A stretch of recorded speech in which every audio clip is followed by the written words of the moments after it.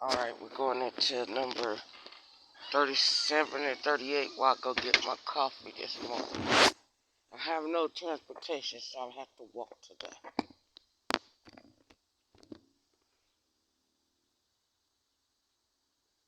Genesis 37. And Jacob dwelt in the land wherein his father was a stranger, in the land of Canaan. These are the generations of Jacob. Joseph, being 17 years old, was feeding the flock with his brethren, and the lad was with the sons of Bilhah, and with the sons of Zilpah, his father's wives. And Joseph brought unto his father their evil report. Now Israel loved Joseph more than all his children, because he was the son of his old age. And he made him a coat of many colors. And when his brethren saw that their father loved him more than all his brethren, they hated him, and could not speak peaceably unto him. And Joseph dreamed a dream, and he told it his brethren, and they hated him yet the more. And he said unto them, Hear, I pray you, this dream which I have dreamed. For behold, we were binding sheaves in the field, and lo, my sheaf arose, and also stood upright, and behold, your sheaves stood round about, and made obeisance to my sheaf. And his brethren said to him, Shalt thou indeed reign over us? Or shalt thou indeed have dominion over us? And they hated him yet the more for his dreams, and for his words. And he dreamed yet another dream, and told it his brethren, and said, Behold, I have dreamed a dream more, and behold, the sun and the moon and the 11 stars made obeisance to me.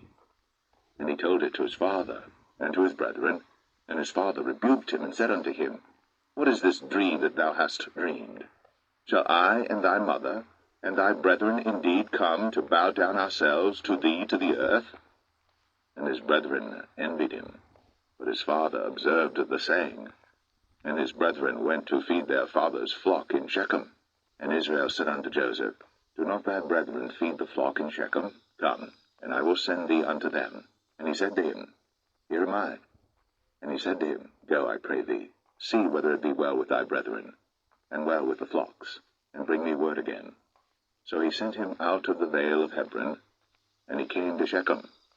And a certain man found him, and behold, he was wandering in the field. And the man asked him, saying, What seekest thou?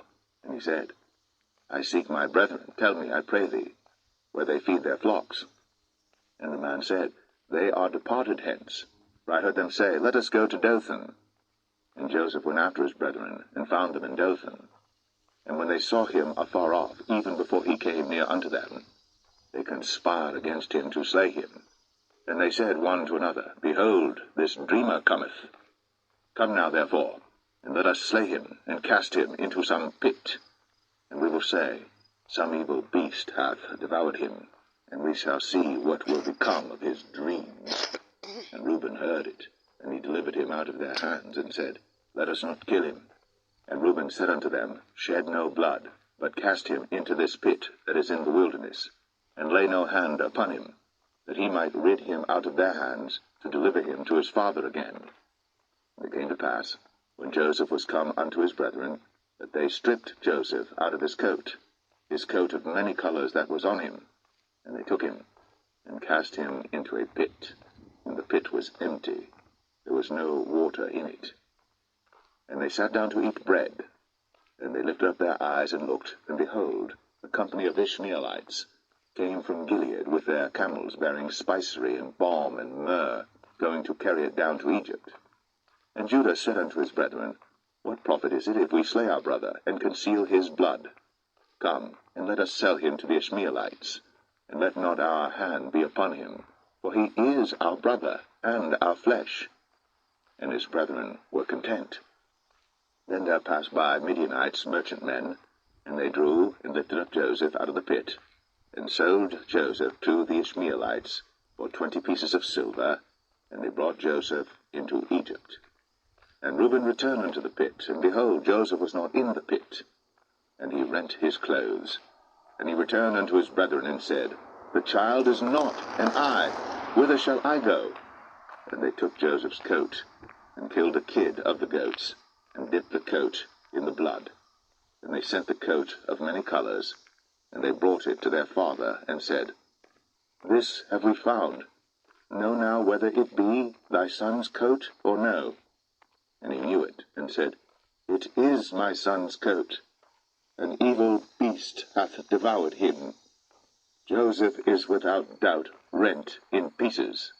And Jacob rent his clothes, and put sackcloth upon his loins, and mourned for his son many days. And all his sons and all his daughters rose up to comfort him. But he refused to be comforted, and he said, For I will go down into the grave unto my son mourning. Thus his father wept for him. And the Midianites sold him into Egypt unto Potiphar, an officer of Pharaoh's, and captain of the guard.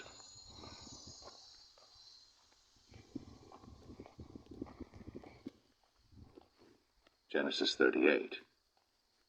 And it came to pass at that time that Judah went down from his brethren, and turned in to a certain Adulamite, whose name was Hira. And Judah saw there a daughter of a certain Canaanite, whose name was Shua. And he took her, and went in unto her. And she conceived, and bare a son. And he called his name Er. And she conceived again, and bare a son. She called his name Onan. And she yet again conceived, and bare a son, and called his name Shelah. And he was at Chezib, when she bare him. And Judah took a wife for Er, his firstborn, whose name was Tamar. And Er, Judah's firstborn, was wicked in the sight of the Lord, and the Lord slew him. And Judah said unto Onan, Go in unto thy brother's wife, and marry her, and raise up seed to thy brother. And Onan knew that the seed should not be his. And it came to pass, when he went in unto his brother's wife, that he spilled it on the ground, lest that he should give seed to his brother. And the thing which he did displeased the Lord, wherefore he slew him also. Then said Judah to Tamar his daughter-in-law, Remain a widow at thy father's house, till Shelah my son be grown. For he said, Lest peradventure he die also, as his brethren did. And Tamar went and dwelt in her father's house. And in process of time, the daughter of Shua, Judah's wife, died. And Judah was comforted, and went up unto his sheep shearers to Timnath, he and his friend Hira, the Adulamite. And it was told Tamar, saying, Behold, thy father-in-law goeth up to Timnath to shear his sheep. And she put her widow's garments off from her, and covered her with a veil, and wrapped herself, and sat in an open place, which is by the way to Timnath. For she saw that Shelah was grown, and she was not given unto him to wife. When Judah saw her, he thought her to be an harlot, because she had covered her face. And he turned.